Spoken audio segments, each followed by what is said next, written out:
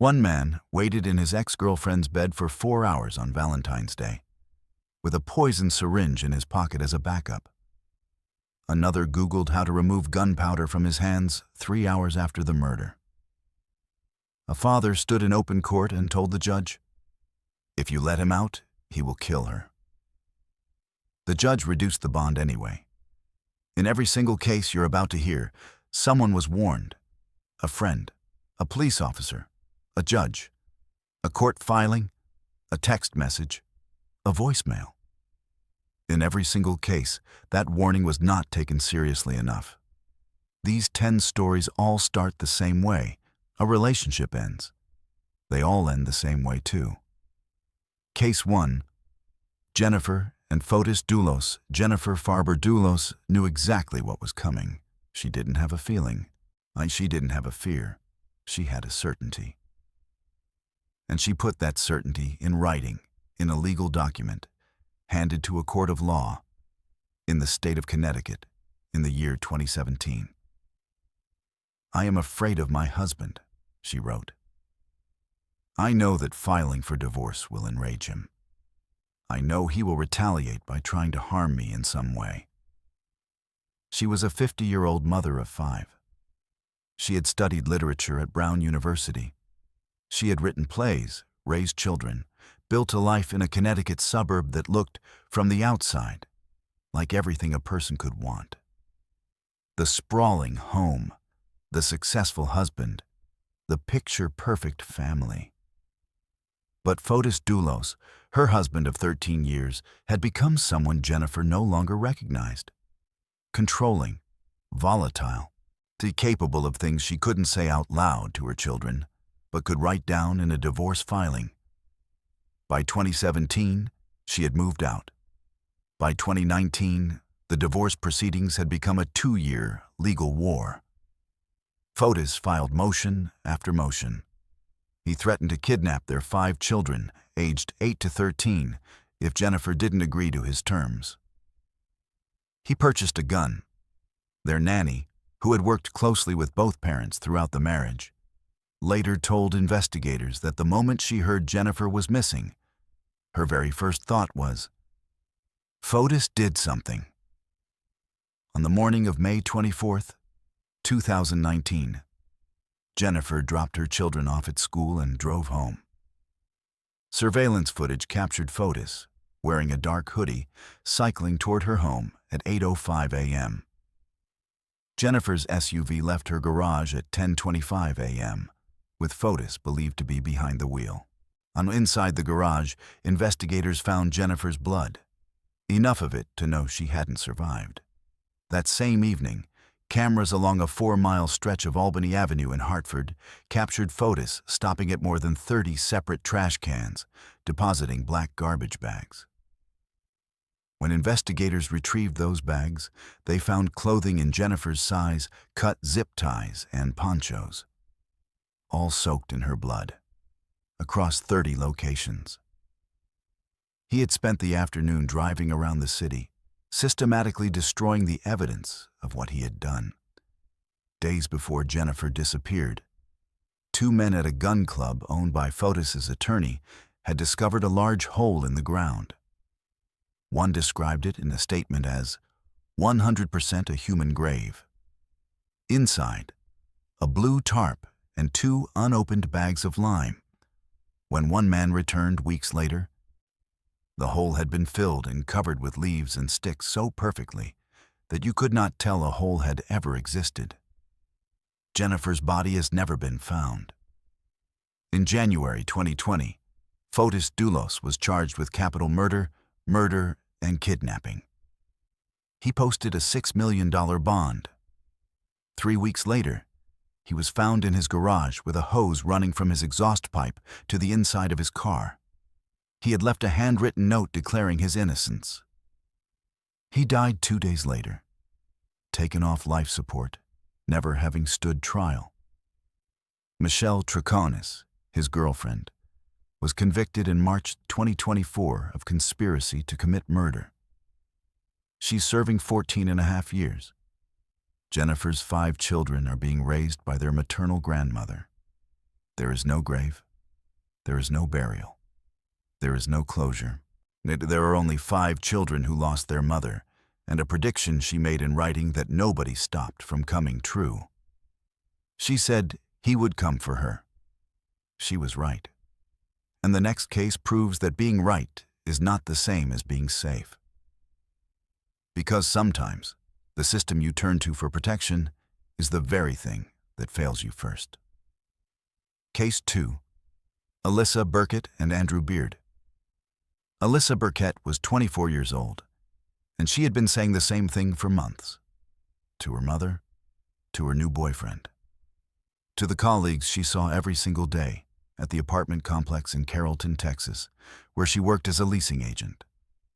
The words never changed. The name never changed. The certainty in her voice never wavered, as he's going to kill me.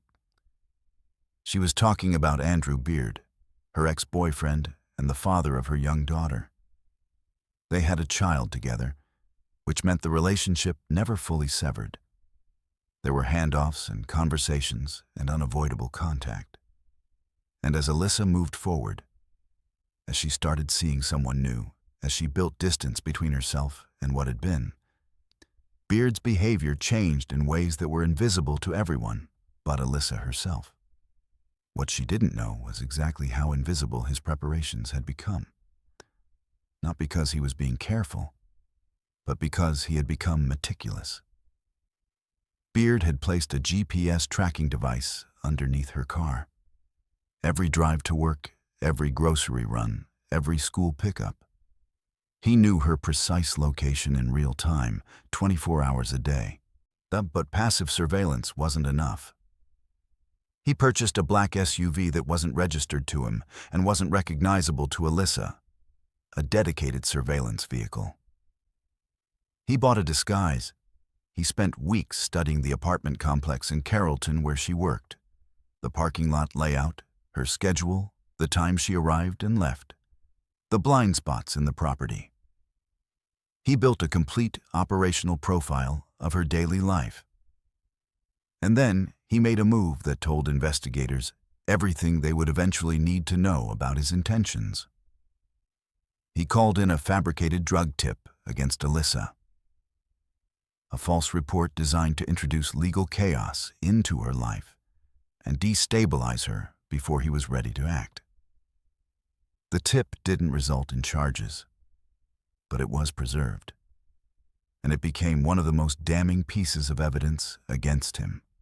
On October 2, 2020, Beard followed the GPS signal from Alyssa's car to her workplace, pulled into the parking lot in his surveillance SUV wearing his disguise, and shot her dead in broad daylight.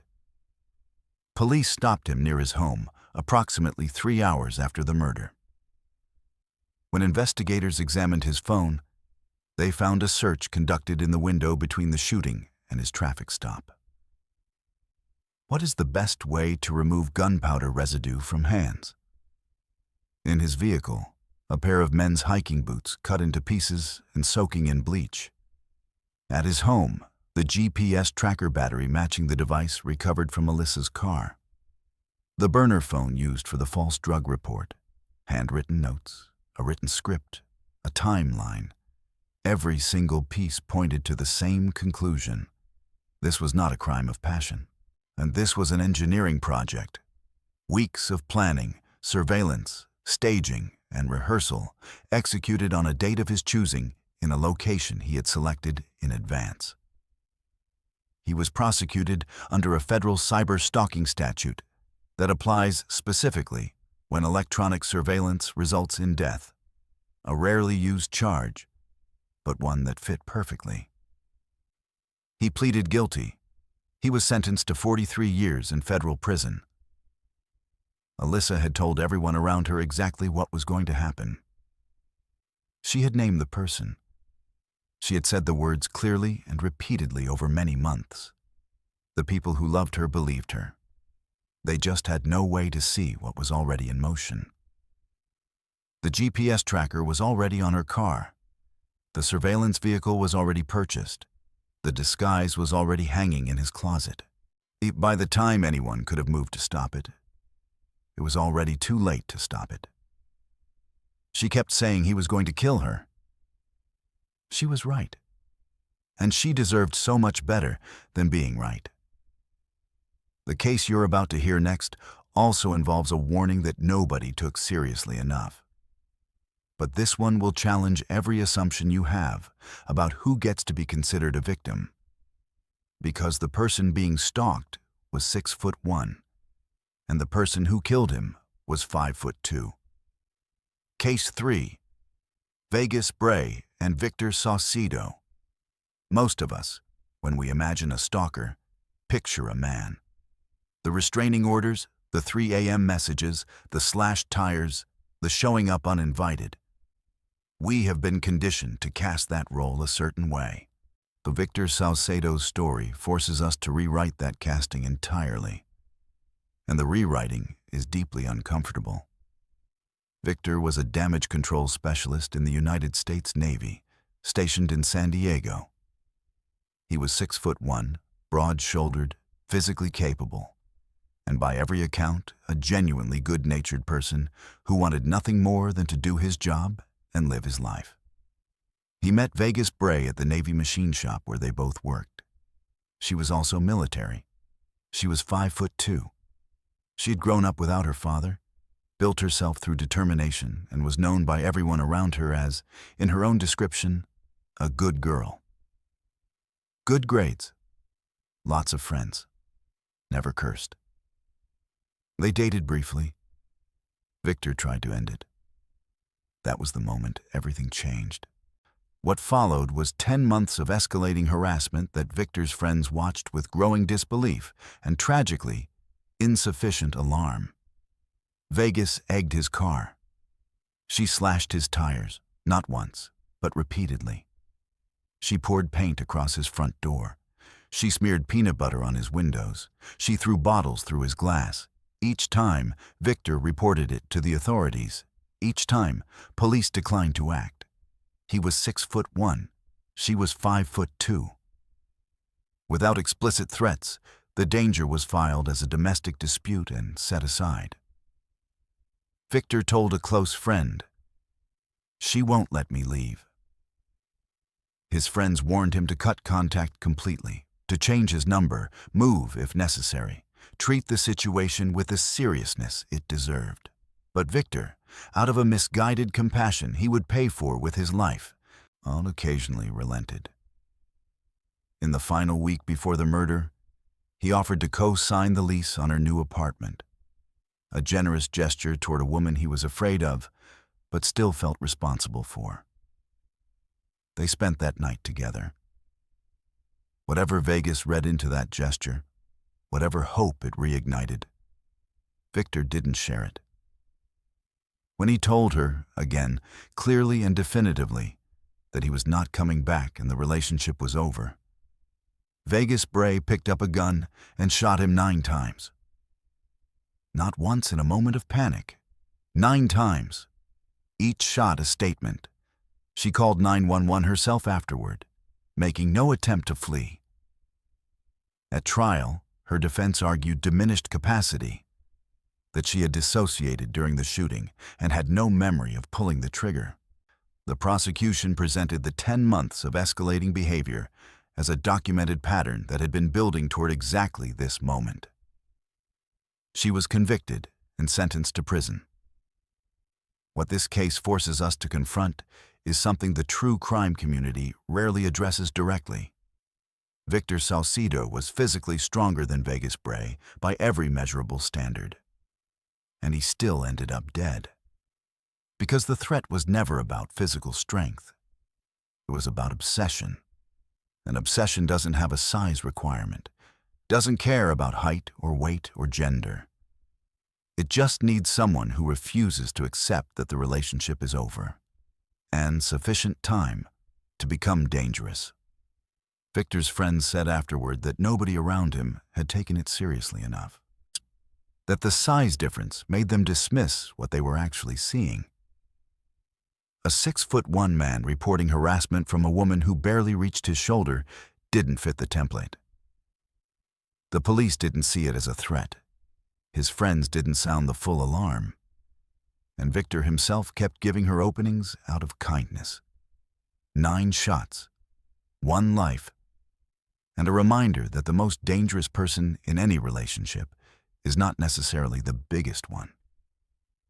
It's the one who has decided that if they can't have you, no one else will.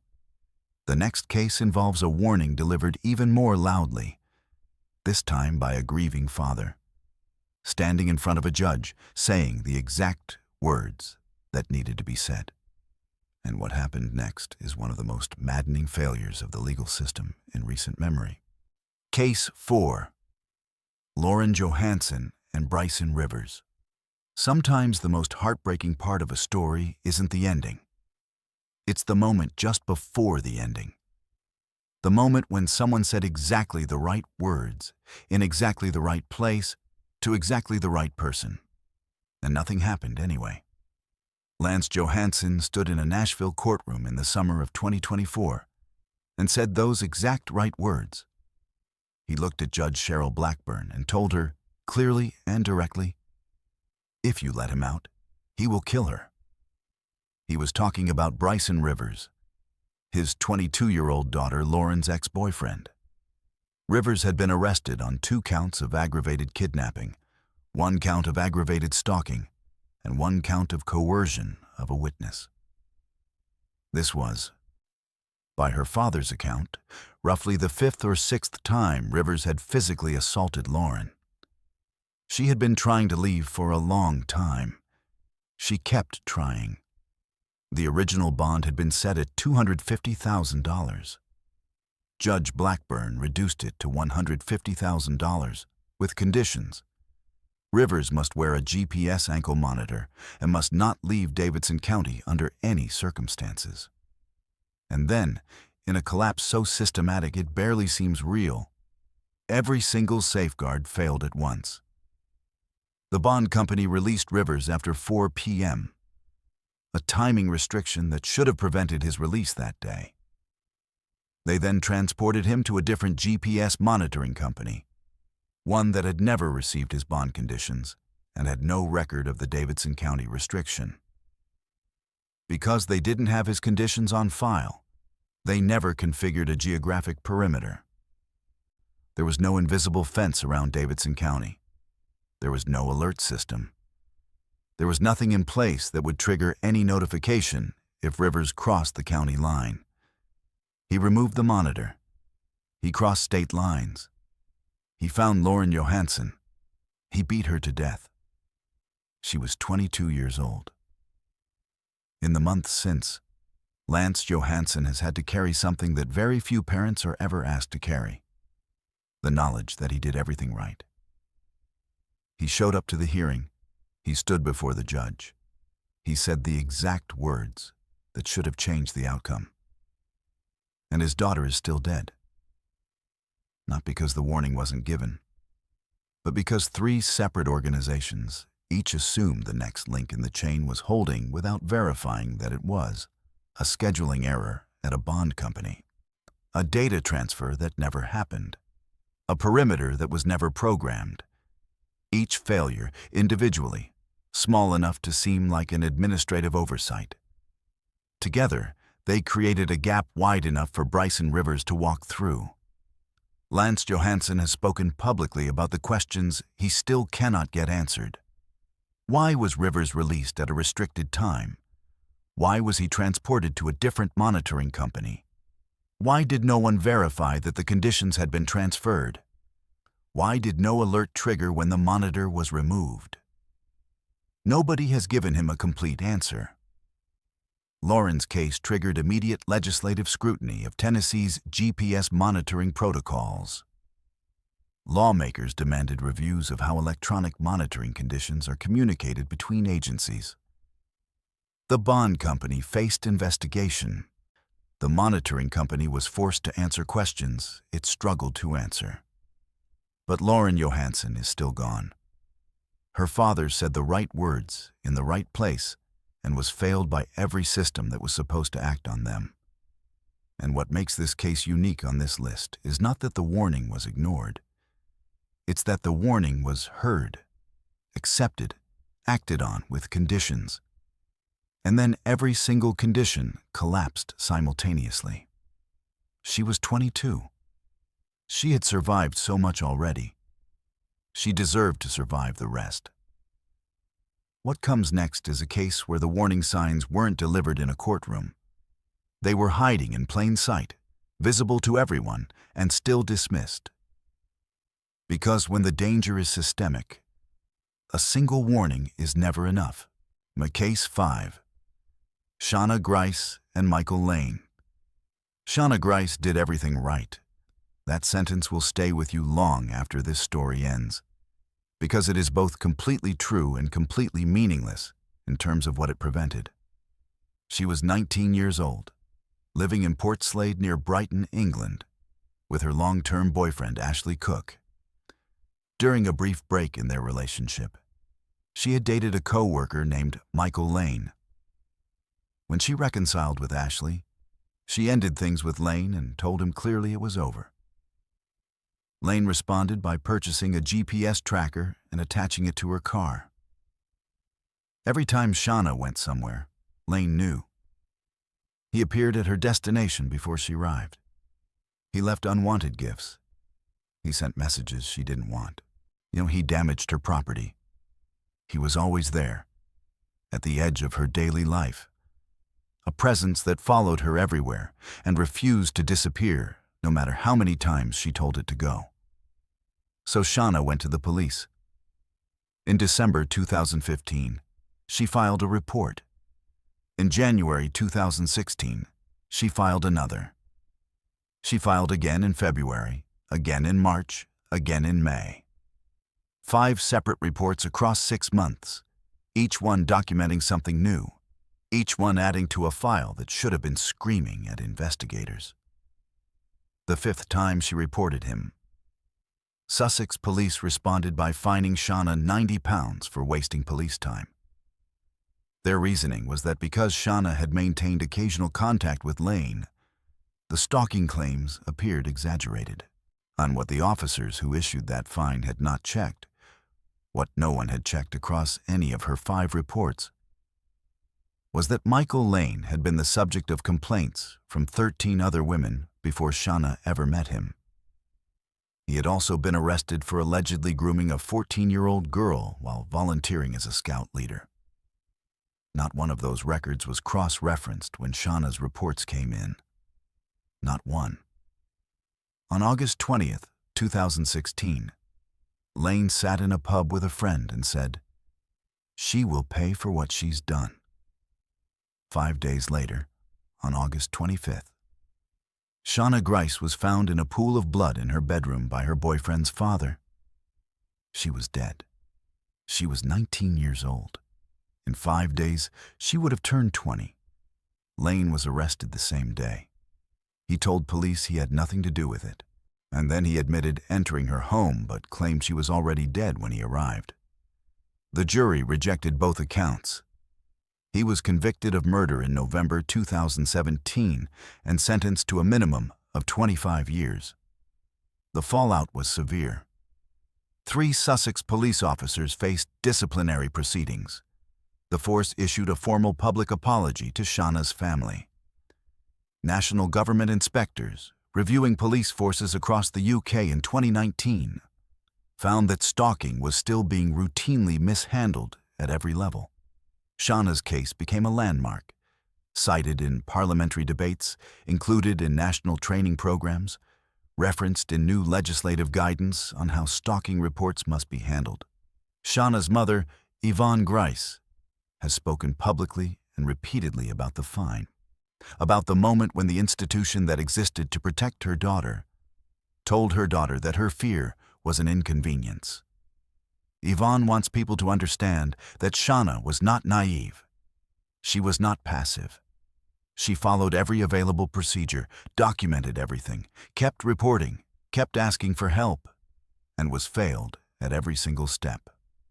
5 reports, 13 prior victims on record, a GPS tracker on her car, a man who had been investigated for grooming a child. and the official response was a 90-pound fine issued to the woman being stalked. She did everything right. And the next person on this list had an extra layer of credibility, a title, a platform, a published book. And it still wasn't enough to protect her either. Case 6. Amy Harwick and Gareth Pursehouse. Amy Harwick spent her career teaching other people to recognize the warning signs. She had a doctorate in psychology, a published book on intimacy and relationships, a thriving therapy practice in West Hollywood, and years of experience identifying exactly the kind of obsessive, controlling behavior that ended up in cases like this one. She had seen the pattern dozens of times across hundreds of sessions. She knew what it looked like. She knew what Gareth Pursehouse was. She had known for nearly a decade, and she still couldn't make herself safe from him. They had met in 2009 and dated for about 18 months.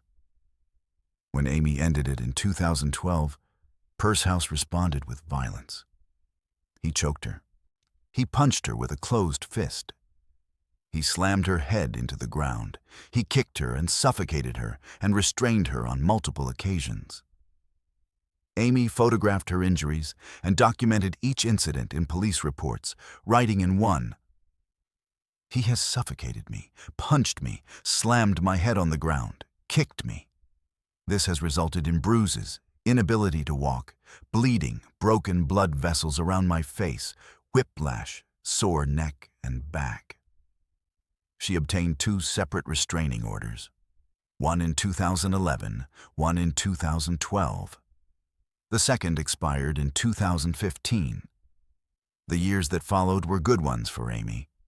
She became engaged to Drew Carey, host of The Price is Right. She published her book. She built her practice. She healed. Gareth Pursehouse, by every outward appearance, was gone. Then on January 16, 2020, Amy attended the XBI's Awards, a professional event she had every right to be at. Pursehouse was there as a red carpet photographer. The moment he saw her, something in him broke open. He screamed at her in a room full of people. "Why are you here?" He sobbed. He hyperventilated. He got on the ground. He accused her of ruining his life.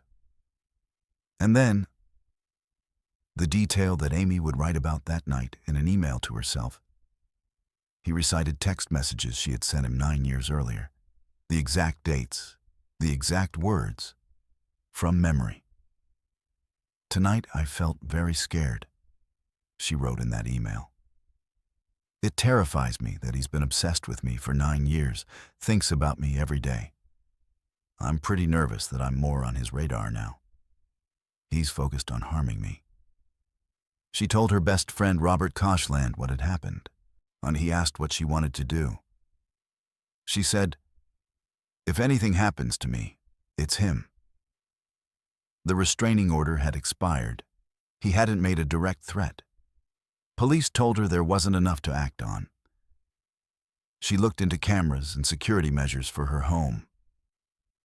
On Valentine's Day 2020, Amy went out with friends to a burlesque show.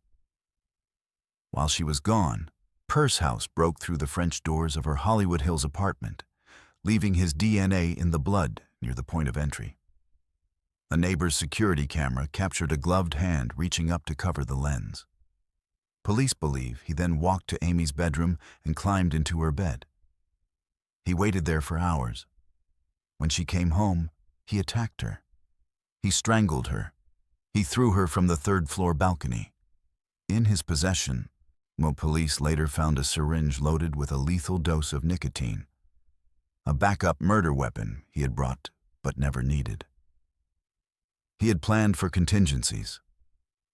Her roommate woke to the sound of the struggle and ran for help. Amy was found 20 feet below her balcony, still alive. She died at the hospital. She was 38 years old. Pursehouse was arrested within 13 hours.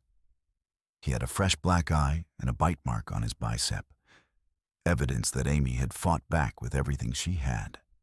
He was convicted of first-degree murder in September 2023 and sentenced to life without parole in December 2023.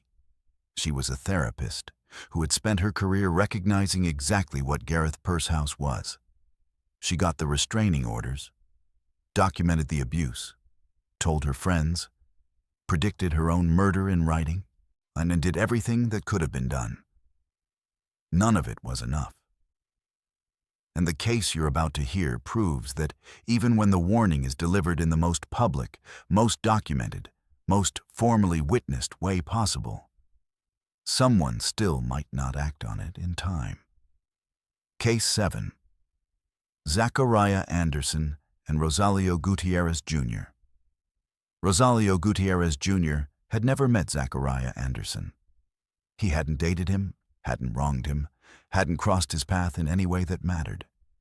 He was simply the man who was dating someone Anderson had decided still belonged to him. And for that, for the crime of existing in someone else's life, Rosalio was hunted, killed, and erased. His body has never been found. Anderson, 42 years old, had been in a relationship with a woman named Sadie Beecham in Kenosha, Wisconsin. When Sadie ended things and began dating Rosalio, Anderson's obsession didn't diminish and redirect itself toward Sadie. It redirected toward Rosalio. His logic, as far as investigators could reconstruct it, was almost clinical. The obstacle wasn't that Sadie had left. The obstacle was that another man existed. Remove the obstacle, reclaim access. The preparation was methodical and extended over weeks. Anderson planted a burner phone inside Sadie's car, positioned where she wouldn't find it, activated so he could listen to her conversations in real time. He placed a GPS tracker on her vehicle as well, giving him her location 24 hours a day. Through weeks of listening and tracking, he built a complete profile of Rosalio Gutierrez Jr.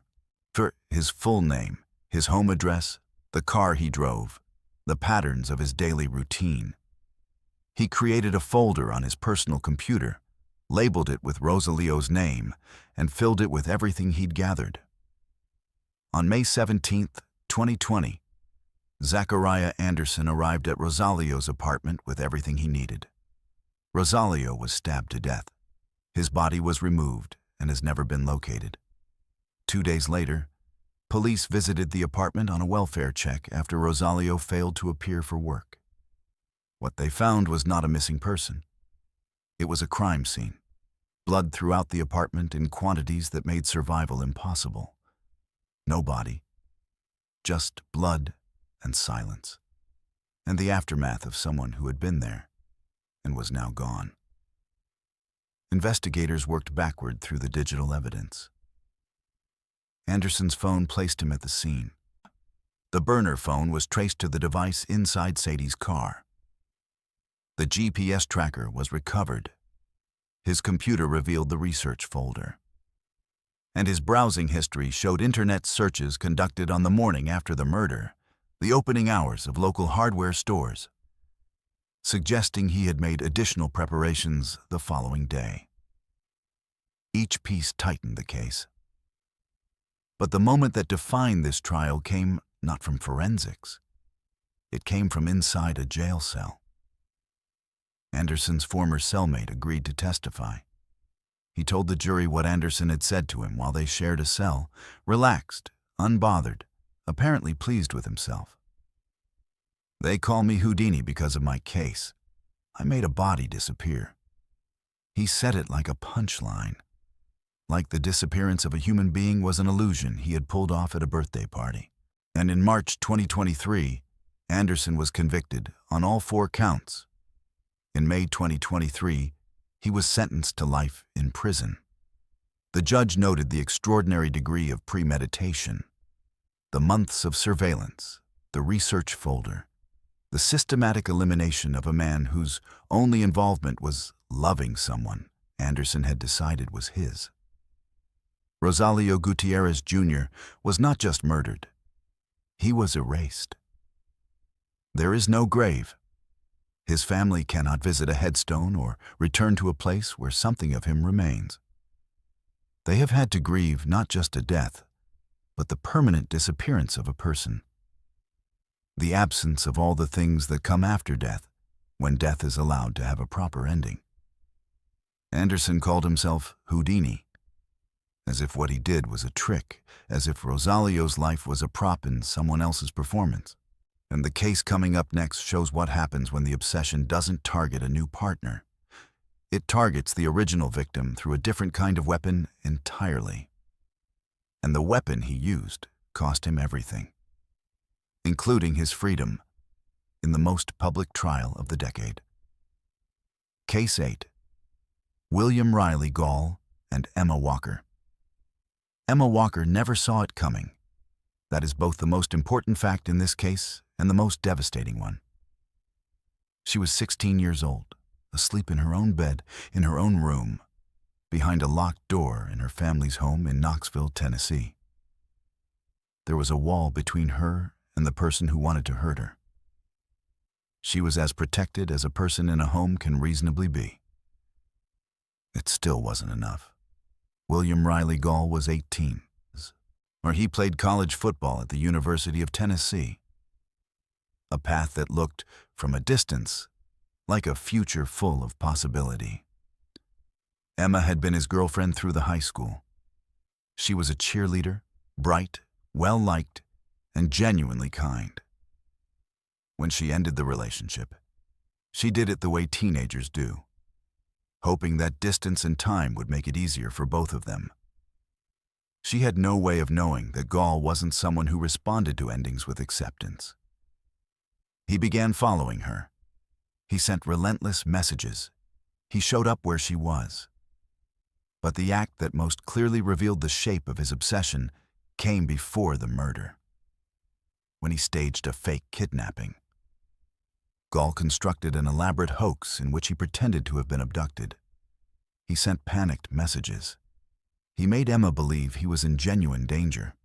She responded because she was a caring person and she believed him. She reached out. She communicated. The kidnappers released him. The crisis was over. She had done exactly what he'd hoped she'd do, which was to confirm that she still cared enough to react. On the night of November 21st, 2016, Gaul stole a firearm from his grandfather. He walked to Emma's family home in the early hours of the morning, positioned himself outside her bedroom wall, and fired 2 shots directly through the exterior of the house. Emma was asleep. She was struck and died without warning, without sound, without a chance to run or call for help or fight back. She never knew he was there. Hours later, while police were still at the scene, and while Emma's family was still trying to understand what had happened, William Riley Gaul posted on social media, "That's my beautiful Emma." He was arrested the following day. Investigators laid out the full picture at trial. The stalking, the fake kidnapping, the advanced theft of the weapon, the deliberate positioning at her wall, the calculated angle of the shots. This was not impulsive. He had thought through it and prepared for it. He was convicted of first-degree murder, especially aggravated stalking, tampering with evidence, and employing a firearm during a dangerous felony. He was sentenced to life in prison. What lingers about this case, what separates it from so many others, is the particular cowardice of what he chose to do. He didn't confront her. He didn't knock. He positioned himself in the dark. He's outside a wall, in the middle of the night, while she slept, and fired through the surface between them so she would never have a single second to respond. He removed every variable that could have changed the outcome, except one: himself. And then he posted her photo. Because in whatever version of reality he was living in, she still belonged to him, even after. Especially after. Emma Walker was 16 years old. She should have graduated, gone to college, fallen in love again. and built a life that stretched out in front of her for decades. Instead, she is remembered for how she died, and for a boy who decided that if he couldn't have her, he would rather she didn't exist at all. What comes next is a case where the warning was filed 5 times with police, and the response was so catastrophically wrong that it changed the law of an entire country. Case 9. George Huguely and Yeardley. Love Yeardley. Love and George Huguely were the kind of couple that seemed, on the surface, to have been built for each other. Both were University of Virginia students on lacrosse scholarships.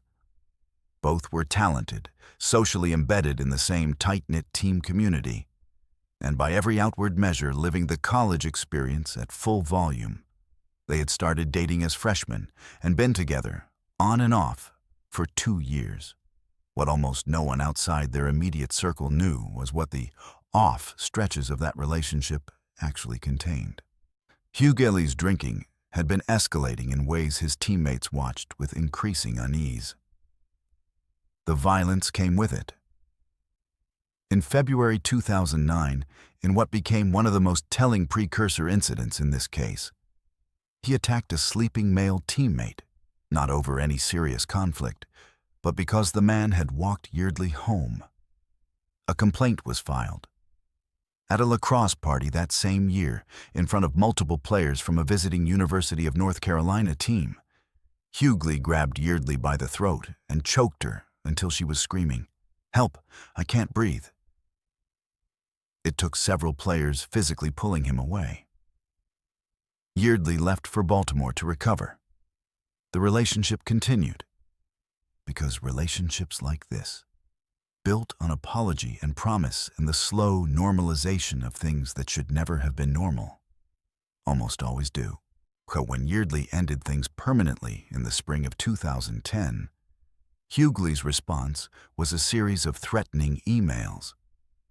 One of them contained 5 words that became the defining piece of evidence in his trial. "I should have killed you." He wrote that. He sent it.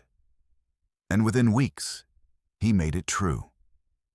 On the evening of May 2nd, 2010, Huguely had been drinking heavily for more than 24 hours. He walked 75 steps from his apartment building to Yeardley's. He kicked her locked bedroom door completely off its hinges. He grabbed her, shook her violently, and slammed her head repeatedly against the wall. He stopped at some point. He took her laptop. He walked back to his apartment. He apparently had no idea she was dead until police knocked on his door hours later. Walker Yeardley's roommates found her face down in her bed, a pool of blood beneath her head. They called 911. By the time paramedics arrived, she was gone. She was 22 years old, 4 days from graduation. Huguely's interrogation was recorded. The footage of the moment he was told Yeardley had died has been seen by millions of people. His face collapsed. "She's dead?" he said. "No way. No way. No way. Please tell me she's not dead." Whether that was a man genuinely destroyed by the consequence of his violence or a performance, the jury ultimately decided it didn't change what he had done. He was convicted of second-degree murder in 2012 and sentenced to 23 years. His earliest release date is 2030. Yeardley's mother, Sharon Love, channeled her grief into something extraordinary. She founded the One Love Foundation, an organization dedicated to educating young people about the warning signs of unhealthy relationships.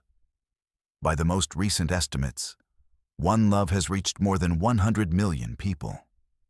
In 2022, a civil jury awarded the Love family $15 million in wrongful death damages from Huguely's estate. 100 million people. That is what Yeardley's death created. It is the most extraordinary legacy on this list, and the most heartbreaking, because it exists only because she doesn't. "I should have killed you," he wrote. He had choked her in front of witnesses. He had attacked a teammate on her behalf. Every sign was visible to anyone who looked directly at it. Some people looked and spoke up. The relationship continued, and Yeardley Love paid for that with her life. And the final case on this list is the most searched, most watched, most documented obsessive ex-murder in American history. And if you've never heard every detail of what happened, you're about to. Case 10. Jodi Arias and Travis Alexander. Travis Alexander once told a friend not to be surprised if they found him dead one day. He said it like a man who had already accepted an outcome he couldn't prevent. He was 30 years old. He had grown up in California, worked his way out of a difficult childhood, become a motivational speaker and insurance salesman in Mesa, Arizona, built his faith, his career, and his social circle from almost nothing. He was funny and warm and deeply loved by the people around him, and he was terrified of his ex-girlfriend. Jodi Arias and Travis had met at a business conference in Las Vegas in September 2006. An instant connection, electric and immediate. Within months, she had converted to his Mormon faith. Travis himself baptized her. They started dating. And almost as quickly as the relationship began, Travis's friends started noticing something wrong. She was completely obsessed with him, his friend Sky Hughes said, from very early on. Jodi monitored his phone. She accessed his emails and forwarded his private messages to herself. She eavesdropped on conversations. She tracked who he was dating. She showed up at locations she had no reason to know he'd be. Sky told Travis directly, "I'm afraid we're going to find you chopped up in her freezer." Travis said Jodi was a good person. He kept saying it, that he also started telling friends, "Don't be surprised if you find me dead one day." They broke up in the summer of 2007. Travis moved on and began seeing other women. Jodi responded by relocating from California to Arizona, uprooting her life to stay in his orbit. She slashed his tires. She hacked into his social media accounts and his bank. She crawled through his doggy door and entered his home without his knowledge. She followed him on dates and made his new relationships impossible to sustain. By April 2008, Travis was done. In a text message, he told her, "I want you to understand how evil I think you are." He had planned a trip to Cancun, and he was taking someone else. A woman named Mimi Hall, not Jodi. Jodi found out. On June 2nd, she rented a car under a name that could be distanced from Arizona. She borrowed 3 5-gallon gas cans from a former boyfriend so she could drive the entire route without stopping at Arizona gas stations and leaving a credit card trail. She removed her license plates. She drove through the night. She arrived unannounced at Travis's home in Mesa in the early hours of June 4th. They slept. In the afternoon, they took photographs together. The timestamps on those photos record the final hours of Travis Alexander's life with perfect, terrible precision. Intimate photos at 1:40 p.m. Travis in the shower at 5:29 p.m. Then Travis bleeding on the floor. He was stabbed 27 times. His throat was cut nearly ear to ear. He was shot in the head with a .25 caliber pistol investigators believe Jodi stole during a staged burglary at her grandparents' home days earlier. The violence was so far beyond what was necessary to cause death that the medical examiner used the clinical term overkill. Jodi put his body in the shower. She placed the camera in the washing machine. She left and spent the next 5 days calling Travis's voicemail, leaving concerned messages, building a paper trail that positioned her elsewhere. Travis's friends found him on June 9th, 5 days after the murder, after he missed a conference call. The camera in the washing machine survived. Investigators recovered every deleted photograph. A bloody palm print at the scene matched Jodi's left hand. Her DNA was mixed with Travis's in the blood on the bathroom floor. Confronted with the evidence, she offered 3 separate explanations across multiple police interviews. She wasn't there. Masked intruders did it. Self-defense after years of abuse. She was convicted of first-degree murder on May 8, 2013. She spent 18 days on the witness stand, one of the longest individual testimonies in American criminal trial history. The trial was live-streamed and watched by millions of people every day for months. Jurors submitted over 200 personal questions for her during testimony. A new documentary about the case aired in late 2025. She is still in an Arizona prison. She still maintains her innocence. She still posts on social media from behind bars. Travis told his friends not to be surprised if they found him dead. He said it because he already knew. The camera in the washing machine made sure the world eventually knew too.